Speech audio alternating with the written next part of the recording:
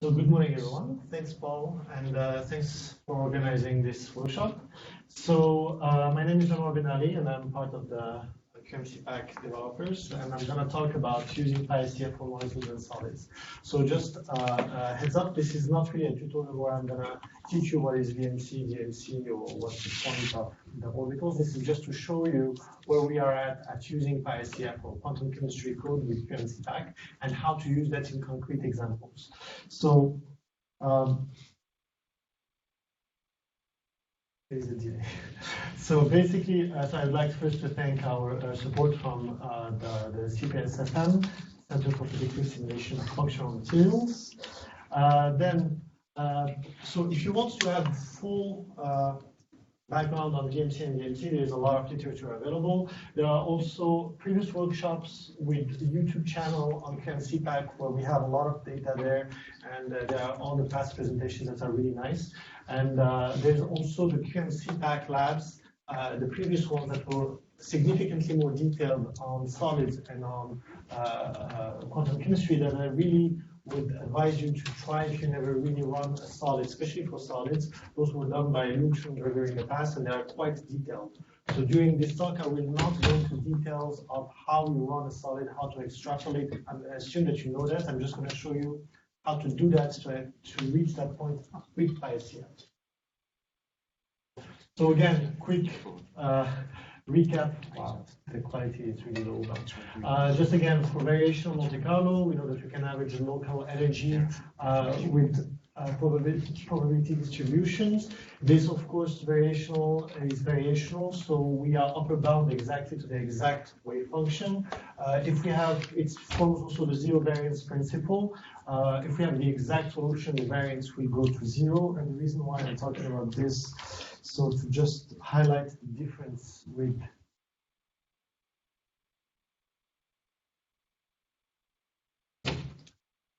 diffusion Monte Carlo, where diffusion Monte Carlo we are projecting the ground state into imaginary time. So basically, at long times, any state that is not orthogonal to the ground state will tend to disappear, and the excited states are going to decay exponentially fast. When in VMC, the excited state contribution are going to remain. So basically, if we skip a lot, we're going to end up with a wave function that has a guiding function in our trial wave function, and we're going to have a diffusion process, a branching, and a drift.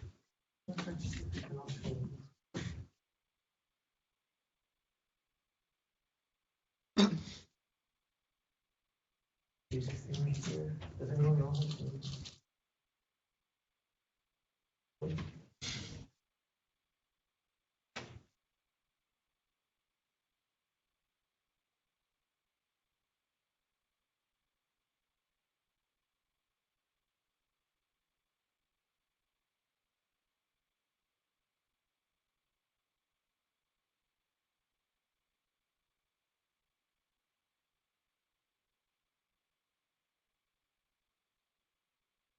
Does anyone know how to use Mac?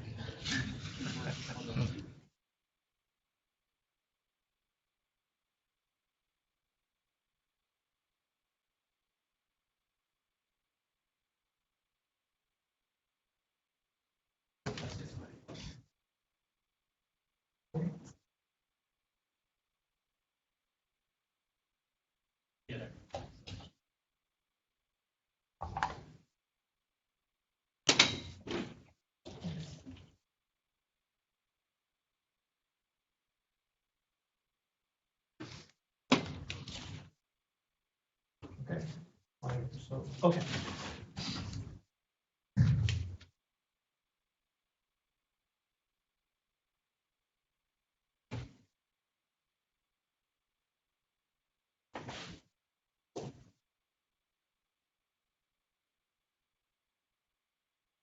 Okay, so diffusion Monte Carlo, we also have the fixed node approximation. Basically, that's the only approximation that we put. The reason we do that is that we're dealing with fermionic wave function. So basically, in order to avoid having all the electrons trying to get to the ground state, we fix the nodal surface, which means any move that changes the sign of the wave function is rejected. And that is fixed basically by this trial wave function here, the guiding function that we choose, we generally choose, we're going to choose a wave function that is typically a JASTROW Slater or a Slater JASTROW wave function. We can also choose a JASTROW Monte Slater determinant, but in this example for today, I'm just going to talk about this one. This guiding function here, this antisymmetric part, is the part that interests us today, which basically comes from when we choose a trial wave function, we try to choose a state that, or a wave function that is the closest solution we have to the ground state, which means basically anything that gets us closer to the solution. It can be Hartree-Fock, it can be DFT, it can be anything that is smart enough to tell us, well, this is close enough to the result that we want, and it has usually this shape. So the choice of the Slater JASTROW can be really various one. We can choose, for example, splines or representation from plane waves, and this is what we usually use for solids.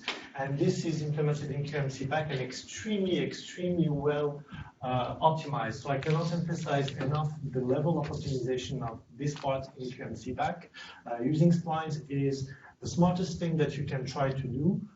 Because it's about a factor 20 to 30x faster than using localized orbitals, but unfortunately at the cost of a very high memory footprint.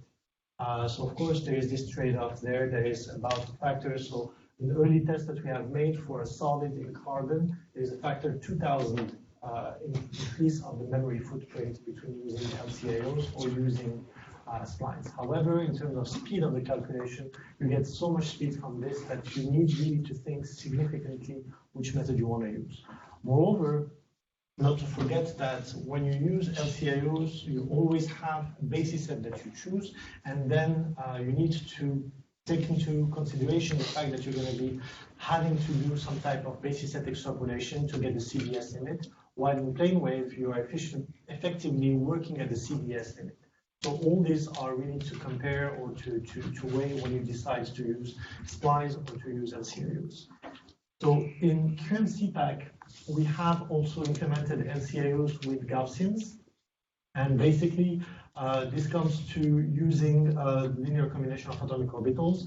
And this is the quantum chemistry route. So all the quantum chemists who are present know that this is the route that they use.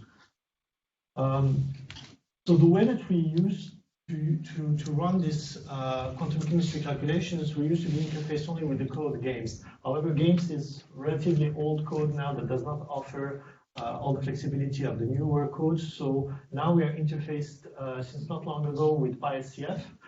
PySCF is rather modern. It's Python code wrapping multiple class and optimized C++ libraries, so we don't have to deal with them. As Cody showed earlier, it's pretty decent in terms of interface for Python, so we can play a lot of tricks with it. It handles multiple quantum chemistry methods. So you can go from Hartree-Fock to DFT to couple cluster to if they have full CIQNC even implemented. They have a lot of methods implemented. You can do molecules, you can do solids, and it's interfaced with QMC-PAC. They generate now in HDF5, so when you run PySCF, you just invoke a line, and then it can generate automatically an HDF5 file that is read automatically by QMC-PAC, and you don't need to do anything except generating your inputs to know what you want to run, if it's a VNC, DMC, or anything. So that's quite useful. You don't have to do any type of crazy I/O or crazy parsing like we used to do in other older codes. Large developer group, so we don't need to worry too much when there is a bug. Usually we can just put a note on their GitHub and we get the answer. You can download it and install it via pip for Python, which is quite useful. And of course, it's available.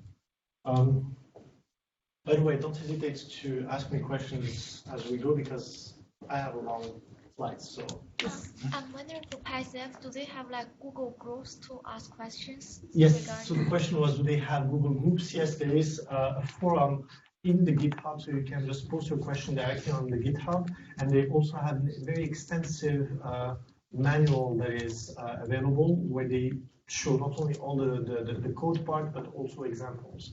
They also have a very extensive list of examples covering almost everything. And they are quite responsive when we post a question on the GitHub group. Okay. So the workflow. So the way that I'm going to talk about this is the same for molecules and solids, except when there are differences between the two, since it's basically the same type of process that we're going to take. It's how to run DFT or HARTREE with PySCF, generating the input file for QMCPAC, which is one of the newest things, or at least for a lot of people, it's what is new. For all electron calculations, I'm going to talk about applying a cusp correction to the orbitals and see what does it do, and the optimization of 1, 2, and 3 by JASTROW, the strategy that we achieve, and finally running the DMC calculations. So for the molecular systems, so we've seen earlier examples from Cordy of PySCF, but I'm just going to go slightly in smaller details so you can have and you can choose and modify the codes that according to the system that you have. So basically all this here that we can see so let's start from the beginning. Here we need to import the Gaussians, and we are importing a method. The method, either SCF for HARTREE-based methods, or DFT if it's a DFT-based method. Later on for the solids, we're going to also talk about density fitting methods. Once we import these, the system is more or less done. The rest is really, really intuitive. So we just select the atoms with the coordinates. We choose either if the units are in angstrom or Bohr. Really, everything is self-explanatory. This is why I like this.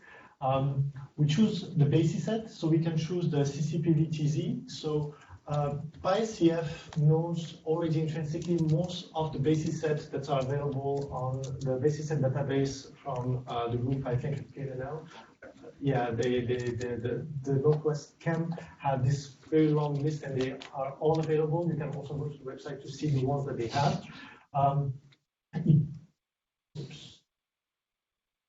It also knows of BFD pseudopotentials and BFD BASISSETs, so they are also implemented. So for example, I can just here specify mole pseudo and BFD VTZ, so it's going to pick up the triple zeta BFD pseudopotentials, and I will come to the NCSU pseudopotentials with a full example in 5 seconds. You can select the spin. Of course, whenever you have a quantum chemistry code, each one selects its own way to specify the spin, either it's 2s plus 1 or 2s or s. So in this case here, the convention that they chose was just the s, where the spin is 2s plus 1. So just make sure that, so when you have the spin multiplicity of 1, it's actually you need to enter 0, which is whatever. Then we need to build the system. Let's skip.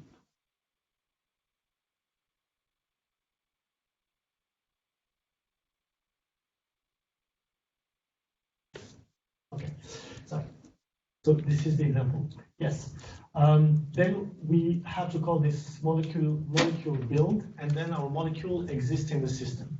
Then it comes to what method we're going to use to be able to evaluate either HARTREE-Fock or DFT. So if it's HARTREE-Fock, we have SCF, ROHF, or restricted orbital HARTREE-Fock.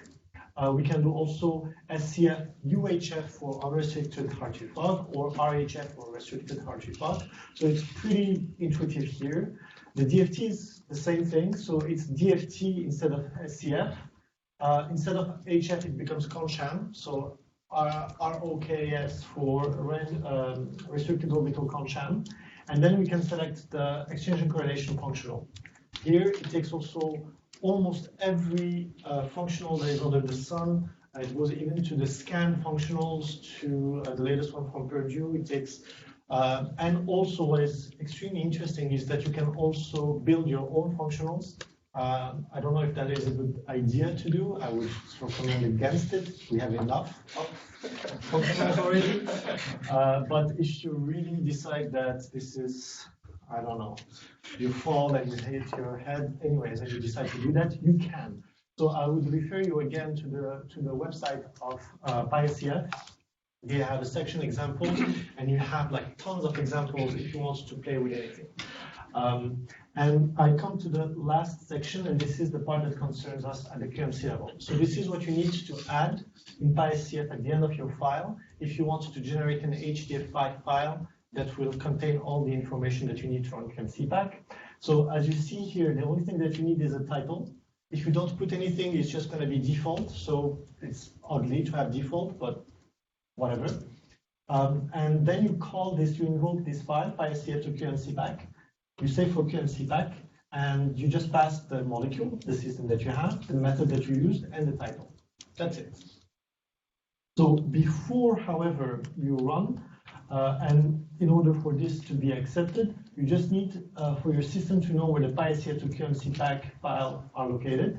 So these are provided by QMCPack for now. They will be moved to PySCF at some point when we finalize them and I stop touching them every other week. And basically they are stored here. So make sure that they're in Python path when you do an export Python path, and you just specify wherever you have this. It does not require compilation or anything, but you just need to know where it is. Otherwise, your code is just going to say cannot find the function saved to QMCPack. Okay. So now, if we were to use ECPs that are unknown, yes? I just have a question. Is this PySCF to QMCPack a part of the PySCF proper, or it's an additional? No, this is what I'm saying. So this is provided by, this is here. So this is here. It's provided in this path here. Oh, okay, thank you. So for now, it's not part of it yet because we are still modifying it because this is still work in progress. So the moment we fix the format, finalize it, it will be part of PySCF. Okay, so when we don't know the ECP, or when PySCF does not know the ECP, we can use the format. So as Cody showed earlier, either by calling it directly and putting the ECP in a file, or the basis set in a file, or just specifying it by hand, where here we cannot see that much, but all these files are available. I'm going to show you where they are available in a minute, but basically we can specify the basis set, and we can just enter all the information in an NWChem format. So for example, in this case, we just download them from the website, and we'll just copy and paste them directly. And same goes for the ECPs, where we can just specify them again in the format, and it's just a copy paste. We can also just specify the input file, the external file, and that works too. So now that we have run, the way to run PySCF is also extremely simple. We just call Python, and we just, I generally always like to see the input file going down, so I just always use T to direct it to the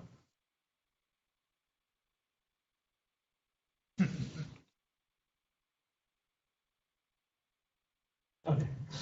So you just call Python, your input file, and you just direct it to an output file, and that works. This will generate an HDF5 file with the title that you have chosen at the beginning. So now what do you do with this? Because QMCPack still needs, even if you have all the information in your HDF5 file, that contains the molecular orbital coefficients, the basis set, the coordinates, the geometry. That's great, but it does not contain if you want to do a JASTROW optimization. It does not contain if you want to do a VMC or DMC. Those starting points, starting files still need to be generated. For that, we have Convert for QMC, this tool here that is has a lot of functionalities. So I would recommend you to check if you want to see all the tools. Just go to the manual. They are all described there. But for the purpose of practical type of calculation that you want to do, these are usually the tags that I use. So you call Convert for QMC, you give a tag dash PySCF, you give the name of the HDF5 file that you have generated, and then you add some type of tags at the end to specify if something needs to be done in particular. Here I add two. Production, because the point here is to generate production type of run, and the add cusp. I'm going to come to these two tags. I'm going to describe them a little bit more.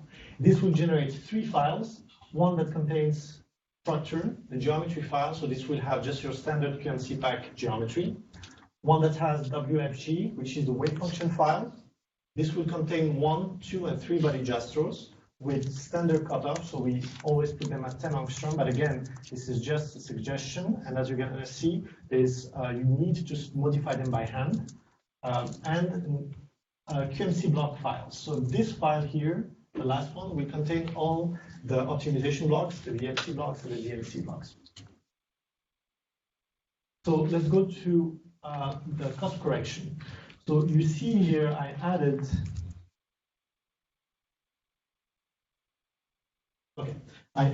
this tag here, add cusp. In the case when you run all electron calculations, you need to remember that the orbital is centered around the atom, on the atom. So when you are doing your VMC or your DMC calculation and you move an electron, the electron is going to move around the orbital, and there is a good chance that you might find yourself on the atom. So the cusp condition, the cusp is not there for the orbital. So what we need to do is we need to correct the orbitals to add a cusp to avoid having the electron entering the in the nuclei. So this operation is cusp correction. So we just, instead of letting the orbital enter in the atom, we just add a cusp. So the chances for an electron to just fall into the nuclei is reduced. So to do this, basically, when you add that tag, this is going to be ugly, or this is going to be very ugly. Well, so I'm going to try to show it here. But basically what this adds, this is cusp correction, trust me, and it says yes. So it adds this tag in the wave function. So in your wave function file, automatically, the only thing that add cusp will do, will add cusp correction equals yes. This will trigger CUSPCORRECTION to evaluate the cusp. When you look at the determinant ID for, you have cusp info. So the correction parameters are going to be added to two files, one for the up determinant and one for the down determinant. So basically your wave function now will contain the proper orbitals that are coming from Hartree-Fock or from DFT, and will contain also files that will correct these orbitals near the nuclei. If QMCPAC, you run QMCPAC and those files are found, then you're just going to read them. If those files are not found, then you're just going to create them. So be careful when you are running calculations for small systems and then single determinant. These calculations are relatively fast because usually you only have 4 or 5, or if you have 20 electrons, you're going to have 20 occupied orbitals. That's fine, it goes relatively fast. But if you are doing, for example, a multi-determinant calculation and you have 600 orbitals and they are all required to be able to evaluate your excitations, this operation can be quite lengthy. But now we have a parallel implementation of it that goes relatively fast. So for production run, what I personally do, and you don't have to follow the same example, of course, is that I always run this as a single operation at the beginning on one node or a few nodes at the beginning, and I just run it and I store those data. But in the future, this operation might disappear because we are making it so fast that we might just not care about it anymore and you won't even hear about it after that. But for now, the cusp correction for all electron calculations is an important procedure. The reason for that is if you do not account for the cusp, this is what happens. So this is a VMC calculation with no JASTROws, but without correcting for the orbitals. And you can see here this spike in the energies. This corresponds to really, really bad situations where an electron was pulled too close to the nuclei. When you look here at the variation, so at the variance, so you have a variance that is larger than the energy because of this. Now, the same system, but with cusp correction, we see that we have significantly reduced the variance. The ratio variance over energy here is about 1.2, which means that it's insane. While here it's 0.2. It's still too large, but this is without using JASTROws or anything. This is just bare Hartree-Fock variance. So it is really important to run this, otherwise your variance is just going to go berserk and you won't be able to get anything nice. Remember, variance also controls the speed at which your DMC is going to run. So the lower your variance, the closer you are to the exact energy, that means that your DMC is going to be faster. So you want to have that. Okay. Yes, so all these examples, so I put a lot of examples in this directory here in the QMCPAC workshop, day 1 PySCF molecules, H2O, and you have Hartree-Fock all electron, DFT all electron, DFT with BFD pseudopotentials, and DFT with NCSU pseudopotentials. You have a README file for each one of these directory, where you will find exactly how to proceed from the beginning till the end, until you get to DNC energy, and you can compare between all these. I really strongly suggest, if you're interested in molecules, to try to play with these systems, or to modify these systems and just inspire yourself from, try to modify them for your own needs, and that should work quite well on the Amazon workstations.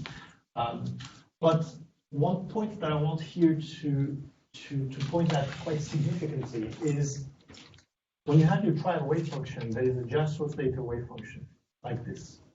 You are using all electron calculations. And in the case, if you remove the JASTROWs and you don't use the JASTROW at all, basically, if you remove this, your wave function is just this asymmetric part.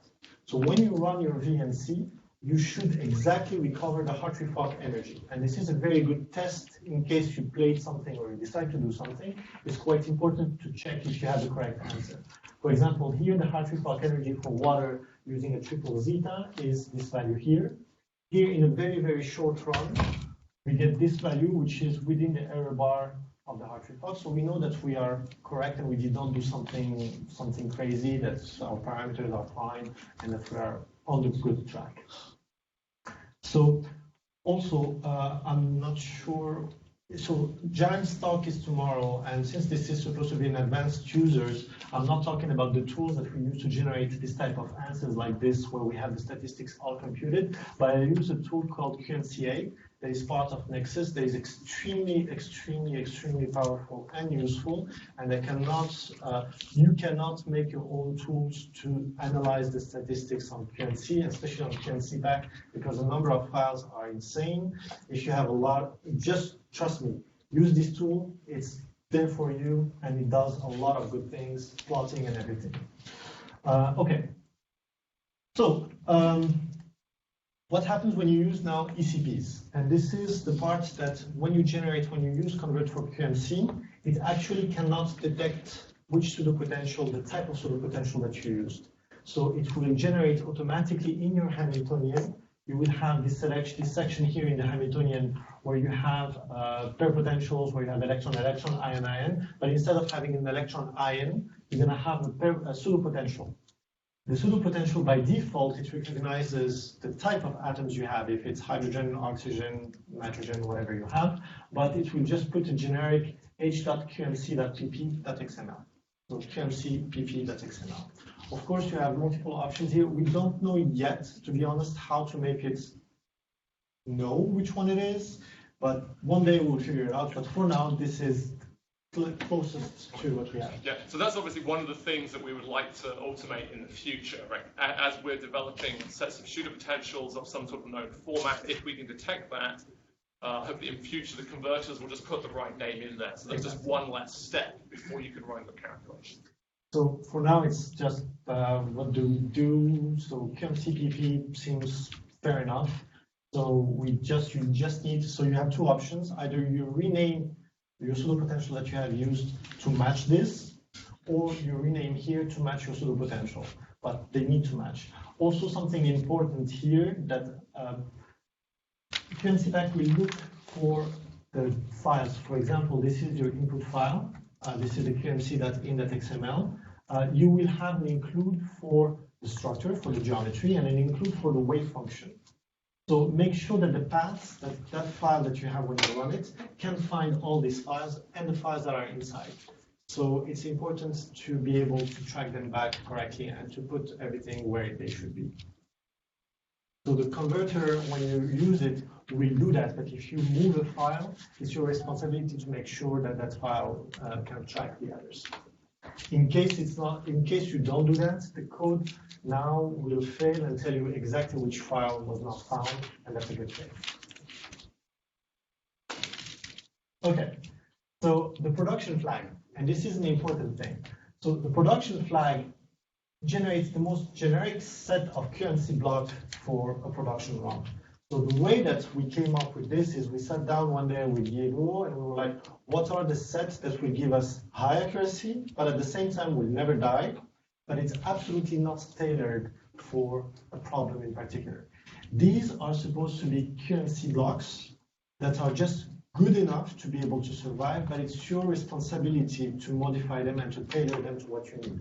So in practice, you will have one file that will have one VMC block that goes with 2 blocks of optimization of JASTROW functions, JASTROW parameters, followed by one VMC block and a DMC block. So these are fine. However, this means that you do one run where you do the optimization of the JASTROWs, followed by VMC, followed by DMC, which is not necessarily the best thing to do.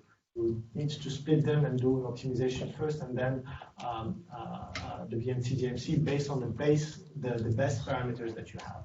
So again, this is a good starting point. It gives you everything that you need to modify them by hand for the problem that you have. Otherwise, you're going to find yourself, for example, in some very small system with an overkill where you will have way too many blocks and you will reach an unphysical even energy. Or in other cases, you will never be able to converge because the system that you have is so big that you won't be able to do 1,000 blocks. That's also, it does not take into account the machine that you have. So really, this is just generic, but you have all the tags, everything is set there. You just need to modify the sizes that you need. So, for example, for the JASTROW optimization, as I said, it starts by putting a 10 angstrom cutoff for the 2-body JASTROW and the 1-body JASTROW, and 10 parameters for the 1-body JASTROW and the 2-body JASTROWs.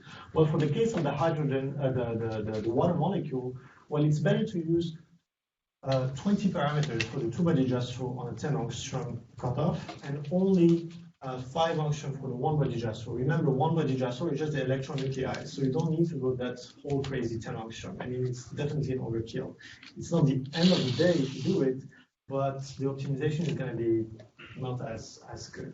So you can modify that by hand if you know your system. Also the cutoffs. So usually the cutoffs, you try to have enough of the electron-electron interaction just to cover, like let's say you have a molecule that is spread enough, you want your 2-body JASTROW to be able to take into account everything. If you put a very short 2-body JASTROW, you're going to miss some correlations there. So just be sure to cover enough. Ideally, those cutoffs are to be optimized, and you need to increase them by hand and see if it changes your energy or not. But in practice, if you put them large enough, the worst case that can happen is that your optimizer is going to struggle a little bit. But nowadays, we have such a strong optimizer that you're always able to converge no matter what. Almost all the time. Sorry. Almost. It happens quite often nowadays that people are just challenging us and just giving us problems where the optimizer fails. But it's robust. Okay, the second part is that the optimizer has a very, very aggressive stance when it comes directly out of the converter. One of the new additions is this, the one-shift only method. The one-shift only method that was put together by Yelu, who's sitting here, so if you want to have more details, you can ask him or blame him. But it has this mean Walker parameter, and this basically decides how aggressive we're going to be at accepting parameters. When you start from the beginning, you have parameters, JASTROW parameters that are set to 0. This is the worst thing you can do to start. This is the worst, because it's not a non-JASTROW. It's a JASTROW with a 0 parameter.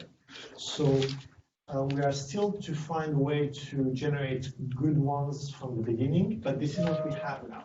So what we do is that we do this 2 set of loops. A loop where we do just this for loop. We do this optimization pattern 4 times, but we increase drastically this parameter here, and we accept all the moves just to get away from that position. However, so the closer we get to 1, the more restrictive we are. The optimizer puts this at 10 to the minus 4, so basically it accepts everything. In many cases, it's enough, and it will really converge quickly. But in some cases, it just gives you garbage solutions. So be sure this is what you need to modify. This is the parameter that you need to be careful when you first optimize. So this mean Walker here, 0.1, just play with it. I personally like the 0.01. He likes the 10 to the minus 4 because for the solid state in Splines, it works extremely well and it's enough. But for molecules, it's not as robust. If you put it at 0.1, it's more restrictive, so it's going to take you more steps to converge, but who cares? The optimization is so fast that it takes less than 60 seconds for most small molecules. The second set of loop is now longer, and this one is slightly more restrictive, and you see that here is halved, so we are basically being slightly more, we don't accept everything, we just are optimizing slightly more seriously. So when we look at how it works, so basically here I'm plotting the optimization cycles. So they were for the 2-body JASTRO and the 3-body JASTROs. Oh, sorry. I also did not mention something. Yes. Okay. The optimization strategy. Sorry, I forgot to. This is also an important thing. When you generate your optimization file, your wave function, you have 1, 2, and 3-body JASTROs. All these parameters are set to 0. That means that you are starting from the worst case scenario. You are starting from really garbage JASTROs. If you try to optimize 1, 2, and 3-body JASTRO in one shot, you're putting a lot of pressure on your optimizer. And basically, this is most of the time you're going to struggle, or your optimizer is not going to be able to converge. So the strategy is first just comment the 3-body JASTRO, remove it. Then you optimize 1 and 2-body JASTROs. Once you optimize 1 and 2-body JASTROs, you pick the best 1 and 2-body JASTROs, and now you add the 3-body JASTRO and you re-optimize everything together. So instead of starting from garbage, you're starting from a very good 1 and 2, and then you just have to optimize for the 3. And that usually works pretty well. So here's how I do it. So again, I have that 15 blocks that I start with. The first one is just a pure VMC to help with the equilibration. This is here the energy for just 1 and 2-body JASTRO. So you see that very slowly, actually I converge quite quickly on good parameters for the 1 and 2-body JASTROs. Now I pick the best situation here, which is usually I'm just going to pick something around that gives me a minimum. I usually tend to discard the outliers if there is energy that is too negative or too positive. It means that something is fishy about it. I prefer to take something that is well converged. And I start from, for example, this point here. And now I do the optimization of 1, 2, and 3-body JASTROs, and you see that they drop in energy. If we plot the variance, now we see that for the 1 and 2-body JASTROs, the variance is rather large, but adding a 3-body JASTRO in the case of water just reduces the variance significantly here. So there is value at using JASTROs and at optimizing correctly JASTROs. Also remember that when you use all electrons, these results are for all electron calculations. When you use all electron calculations, your JASTROs do not affect your DMC energy at all. They don't move the node, they do nothing. The only purpose of a JASTRO in this case is to reduce the variance. By reducing the variance, it means that your calculation is going to go faster because you're getting closer to the correct solution. So if you were to run a calculation without JASTROs at the DMC level, and with JASTROs, you will reach the same solution at long terms, except that with JASTROs, you will do that extremely faster. That was the Michel Catari point. Okay, so the DMC run. A DMC run here, I'm sorry, the quality is really small, but if you open the file, it's very clear on you, it's going to be very clear on your laptop, but basically this is the blocks that are generated automatically by Convert for QMC. It always has a VMC block. By default, we just put a very long VMC run. In my opinion, it's slightly too long. You don't need to run that long. So here it's set to 200 blocks, but it's at your discretion. If it's a very small system, you can. If it's a very large system, your choice. Again, it's an overkill. These are overkill blocks that will give you exceptional convergence for your calculations.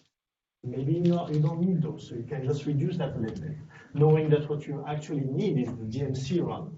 It's followed by a DMC run that has about 1,000 blocks, but again, you don't probably need 1,000 blocks, so depending on the accuracy that you want to reach, remember if you want to reduce your error bar by factor 2, you need to run 4 times longer.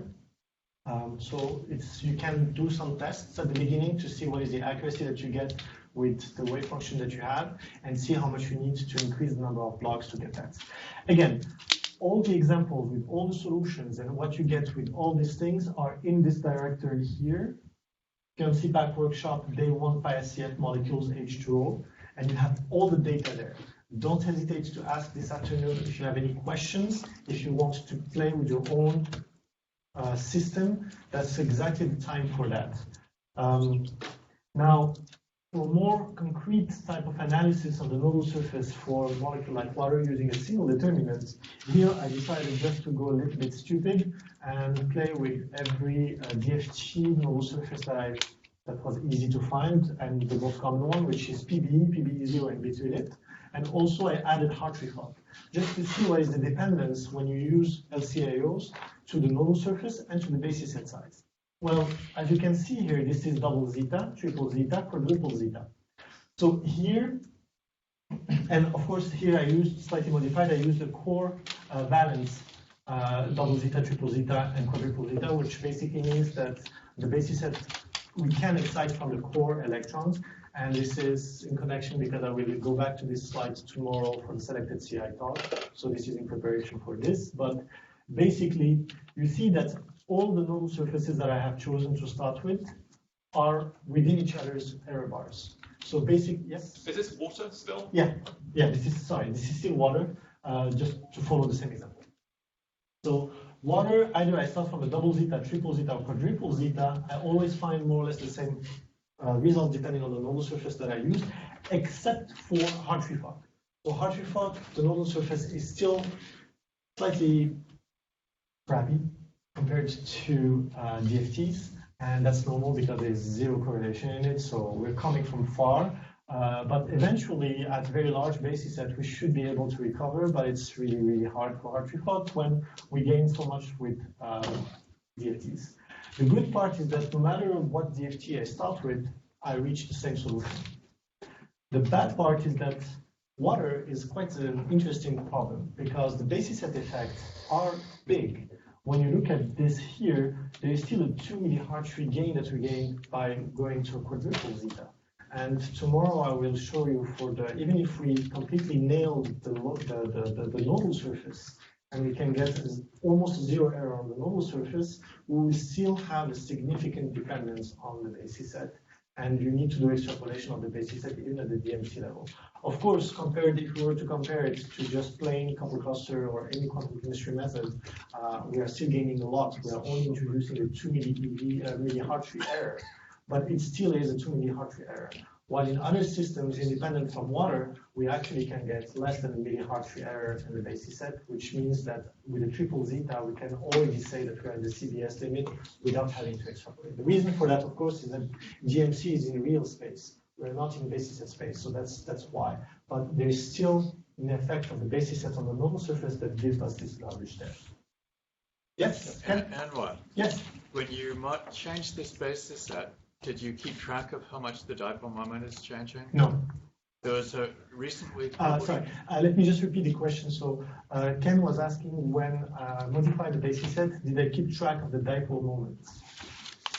There was a recent paper in JChem Phys by Manova pair who showed that methods that get the dipole moment more accurately tend to give lower DMC energies. So it'd be interesting to see if you're picking up a sensitivity to dipole moment. That is... So this is one measure of improved charge distribution. Yeah, that is actually, that would give quite a good insight on what to use as a starting point for this. Thanks, Ken. Yeah. We'll talk more about this. Yeah, okay. So this is the type of curves that you can have. If you're interested later, I have like multiple curves with this where I did this basis set studies. There are a lot of calculations done by Dubecki and all, who published a lot on the basis set effects. And in his case, he chose systems and he demonstrated that with a double zeta with a few diffuse functions, you actually get better than an augmented triple. So it really just depends on what you need on your basis set to just get the GMC to get that CBS limit. So, okay, now I think solids. And now I'm just going to talk about the differences between the molecules and the solids and the differences between the plane wave and the LCAO part. So again, please refer to the literature and having a typo there, I apologize. And lab 4 of the QMC pack manual. So the lab 4 is extremely important because basically there is a lot of information about how to do twist averaging, supercell extrapolations, and all the things related to solids that I'm not going to have the time to go through. That was a 4-hour lab done by Luke in the past, and yeah, I'm not going to repeat that. So the differences. This is the input file from PySCF, and it's either me or it's getting worse with time. Anyways, so the input files are the same up to this point here. This is for a test case called the carbon diamond test case. It's a very common test case that we use. And you'll find all the files in Workshop 2011. They want PySCF solids. So the input file here starts the same, okay? We are importing exactly the same things, except that instead to import from PySCF, we import from PySCF PBC. PBC stands for periodic boundary conditions. We have to add this cell drop exponent. And I'm going to come back to this point because this is an important point that I think Oli was referring to earlier, and that is typical from solids using LCIOs. There is this section here where we specify a SUPERTWIST and the K points that we want to run, density fitting, and again, the part where we call the save for QMC pack. And I'm going to go through each one of these parts. So these are the most important or the only differences that you have compared to solids and molecules. So cell drop exponent, point 1. So when we use basis sets generated for many-body theory, like the BFD ECPs or also the NCSU ECPs, we have some basis functions that are too diffuse. So this, when you try to reproduce the periodicity, or when you have repeated images, these diffuse functions are going to lead to, in the case of this carbon diamond with double zeta, to more than 2,000 periodic images, and we needed to do the evaluation on each one of them. This is insane, and the cost of this in terms of time is huge for gaining energy that is at the level of the 10 to the minus 6 in heart rates. So we can just drop them. So basically, it's not ideal, and ideally you would do a convergence calculations to see how many are needed, but at point 1 is usually you're already introducing enough, and you have enough accuracy for the calculations that you're trying to do. So this is, of course, if you don't drop these basis functions, you also are introducing instabilities and numerical instabilities. So far, these dips, especially in the S functions, are quite gigantic in the case of BFD. I think also in the NCSUs they have similar issues, right, Ubosh? I think we do that. So. What? The basis functions with exponents that are, with small exponents. That's well known from crystal. That has Yeah, nothing to do with us. This is an issue with doing periodic Gaussian codes, right? This has nothing to do with us. No, I said they all have the same issue. I did not say Right. So You need to jump off the small exponent. Because and so maybe extra series is not common. Maybe as a community, as we get some more experience, we'll end up with tailored sets that will work well with these codes and give us good conversions versus plain waves. No. But obviously, we're not there yet. Essentially, the crystal code has their smallest exponent for each element, basically, which you can use. So we should just adopt that thing. So that's exactly. So you can just, everyone can adopt this, or when I started this calculation of the carbon diamond, I just went and I started removing from point 1 to 5, and you see the energy just going up until you accept something to live with. Yes. So this is the first thing. The second thing is the density fitting. So we use density fitting to generate the electronic integrals. The reason for that is that they are significantly faster when we want to do post-Hartree-Fock type of calculations. Instead of doing the full integral calculations, density fitting is the best way to get them correctly and to get them fast. There are multiple that are available in PySCF. In this specific case, because I'm not doing anything beyond DFT or Hartree-Fock, I did not care enough, and I'm just using fast Fourier transform ones. But you can do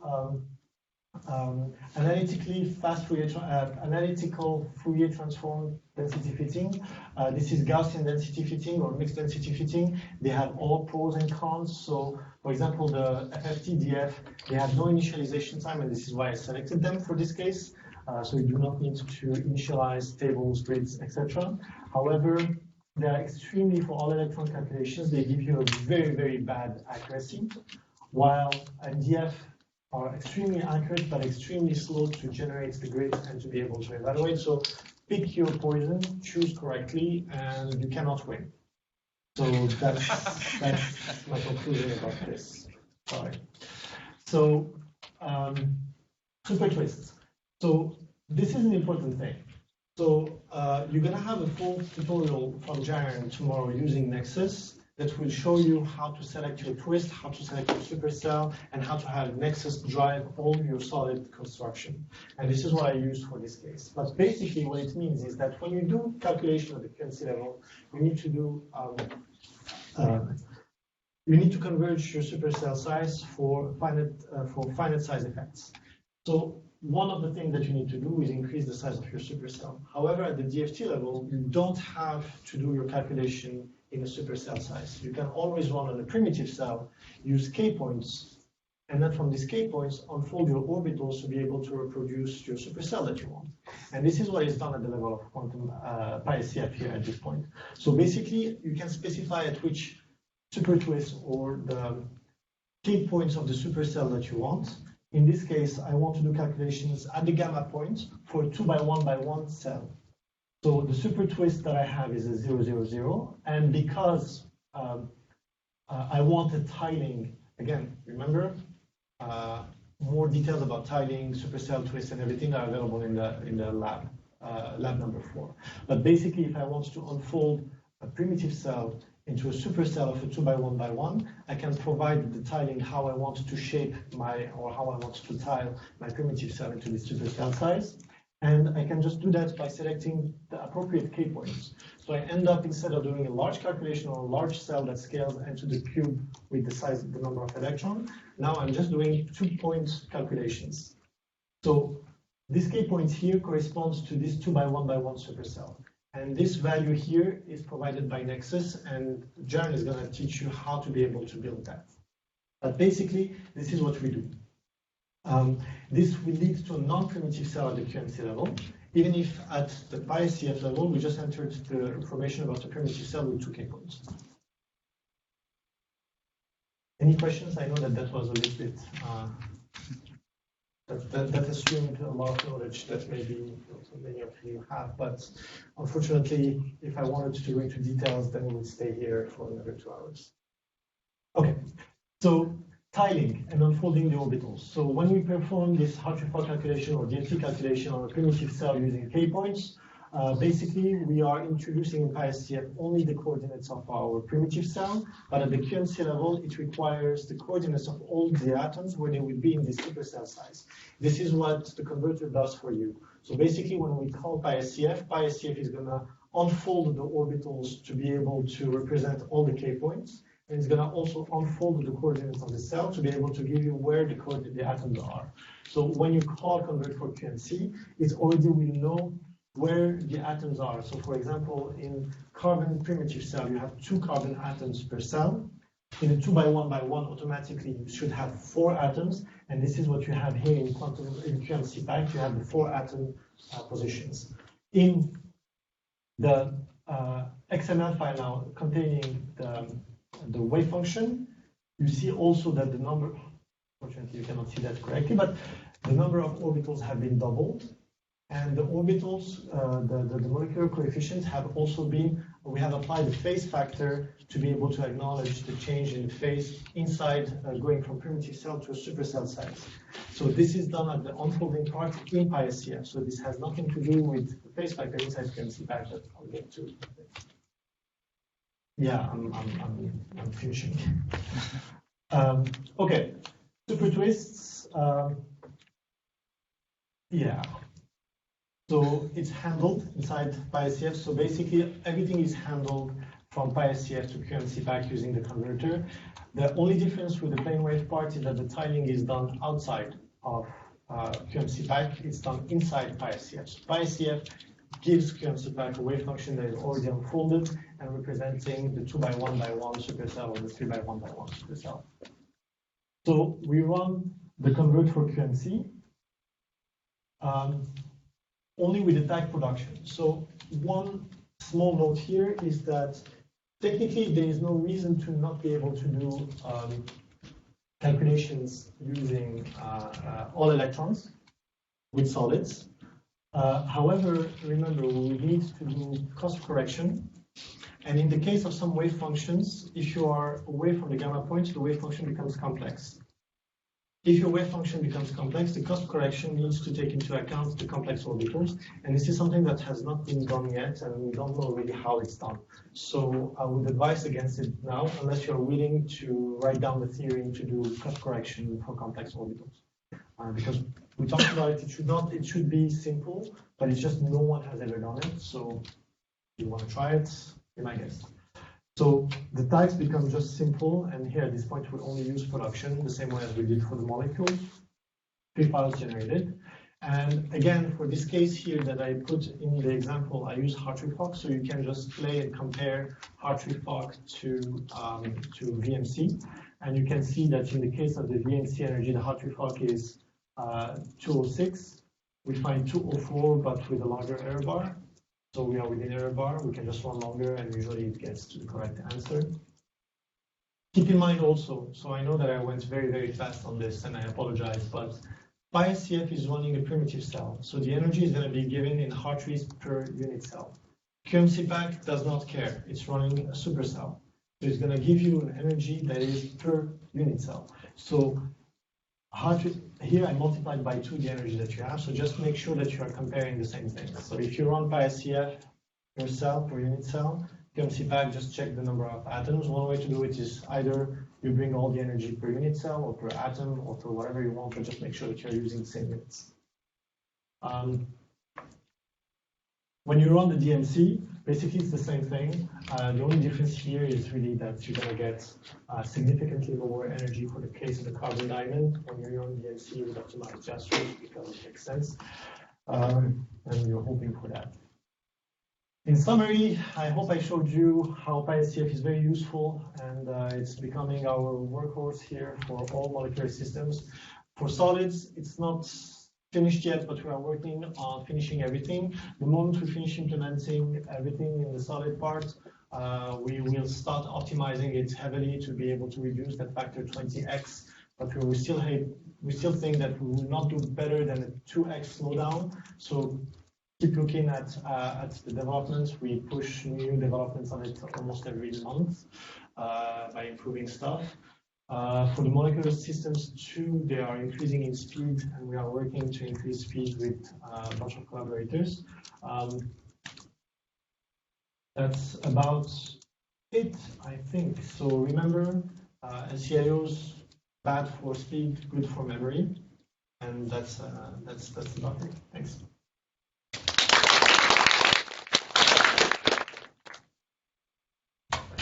Questions for Anouar? Yes. When you're running an all-electron calculation with a relativistic scalar Hamiltonian, does that work with the? Okay, there you go. No, we don't have any relativistic scalars. If you want scalar relativity, you can use our ECPs. ECPs have built-in relative. Yeah. They were Yeah. scalars. Yes, they're constructed with that. Okay. Actually, the heavier ones have also averaged in order. Yeah. Okay. In fact, that was one of the main results of our construction, which we didn't expect it originally. That if you go to the heavier stuff, you're actually better off with the ECPs fundamentally. You understand it's a better effective Hamiltonian for the valence than if you would have used, frozen core, all electron, or something like that. Yeah. Fair enough. Ken? Yeah. So correct me if I'm wrong. PySCF is using all the K points. It doesn't identify K points that would be symmetrically equivalent. PySCF is, so the question was if PySCF uses all the K points. Yes, PySCF is independent. can run any K points we want.